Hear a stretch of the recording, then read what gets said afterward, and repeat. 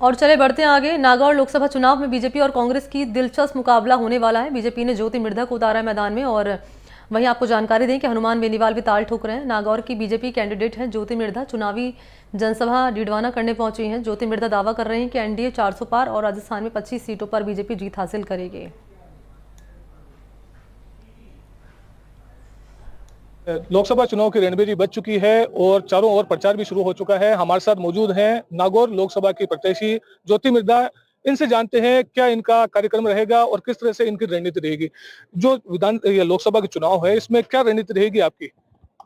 देखिए, जो मोदी जी ने अच्छे काम करे हैं, 10 साल का जो उनका कार्यकाल रहा है, वो मुख्य मुद्दे रहेंगे। लोगों को उसका प्रचार प्रसार भी कर रहे हैं। ज्यादातर लोग ऑलरेडी जागरूक हैं इस बारे में। पार्टी भी अच्छे लेवल पे इसका प्रचार करती है कि जो लाभार्थी हैं वो तो सब पार्टी की तरफ रुझान दिखा ही रहे हैं। और उसके अलावा जो अभी क्योंकि अभी चुनाव का माहौल भी पूरा पर्चे वर्चे जिसके उठने थे उठा गए, तो अब एक चुनाव चढ़ रहा है इस टाइम पर। अभी हमने अपने जो गाँव के पंचायतों के दौरे हैं वो करने शुरू कर दिए हैं, और कोई भी समाज की मीटिंग होती है जो में समर्थन देना चाहते हैं तो ज्यादा से ज्यादा लोगों तक पहुंच करके मोदी जी की योजनाएं और अपने बारे में अपने लिए समर्थन जुटाने का प्रयास करेंगे। ऐसी मोदी जी ने इस बार 400 पार का नारा दिया है, लेकिन नागौर जिला जो है वो अपनी विशिष्ट पहचान रखता है राजनीति में। क्या मानते हैं कितनी चुनौती मिलेगी आपको? मुझे लगता है कि ये नागौर की जो सीट होगी वो टॉप सीटों में से एक होगी उन 400 में। और 400 क्यों, 400 से ऊपर होती लग रही है। अभी जो सर्वे आ रहे हैं उनमें तो लग रहा है 400 से कहीं ज्यादा सीटें आने वाली है। भारतीय जनता पार्टी एनडीए गठबंधन जो है उसकी। लेकिन अगर बात करें पिछले चुनाव की, तो आप पिछली बार कांग्रेस की प्रत्याशी थी। लगातार 3 बार आपने कांग्रेस के बैनर पर चुनाव लड़ा है। उसके बाद अब आप भाजपा में आ गए हैं। लेकिन इधर दूसरी ओर हनुमान बेनीवाल जो है वो कांग्रेस से गठबंधन कर लिया है। भूमिकाएं बदल गई है, चेहरे वही है। जनता कैसे विश्वास करेगी, किसको चुनेगी? देखिए, मैंने तो जब भी चुनाव लड़ा है तो अकेले ही लड़ा है। जिस पार्टी से लड़ा है उसके प्रति वफादार रहकर के चुनाव लड़ा है।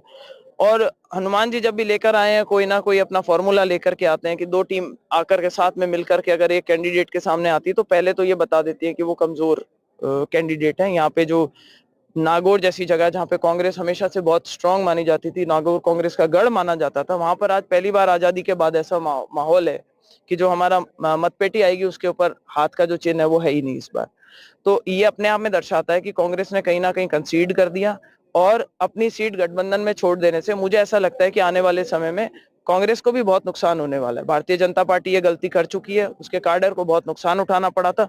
जो लोग चुनाव में खड़े हुए थे, साथ में दौड़ रहे थे हनुमान जी के पिछली बार गठबंधन में, थोड़े दिन बाद में जब छोटे चुनाव आए तो वही अपनी पार्टी से उन्होंने लोग खड़े करके उन्हीं के सामने प्रचार करना शुरू कर दिया और उनको हराना शुरू कर दिया। इससे काडर बहुत डिस्टर्ब हुआ, और अब की बार भी वो चाहते थे कि किसी ना किसी भी कीमत के ऊपर कैसे ही कैसे करके बीजेपी के साथ गठबंधन हो जाए। लेकिन बीजेपी तो उनको उन्होंने नजदीक लगाया नहीं, और जैसे तैसे मैं कहूंगी कि बस क्या ही हथकंडे नहीं अपनाए उन्होंने, अपना जैसे तैसे कर करा करके कांग्रेस के साथ में जो उन्होंने गठबंधन किया है।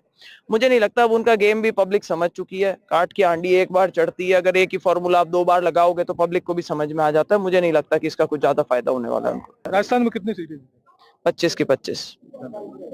तो ये थी भाजपा की लोकसभा प्रत्याशी डॉक्टर ज्योति मिर्धा, जिन्होंने कहा है कि राजस्थान की 25 की 25 सीटें जीतेंगी। साथ ही आरएलपी के आरोपों का भी उन्होंने जवाब दिया है। अब देखना होगा जनता किसको अपना सांसद चुनती है।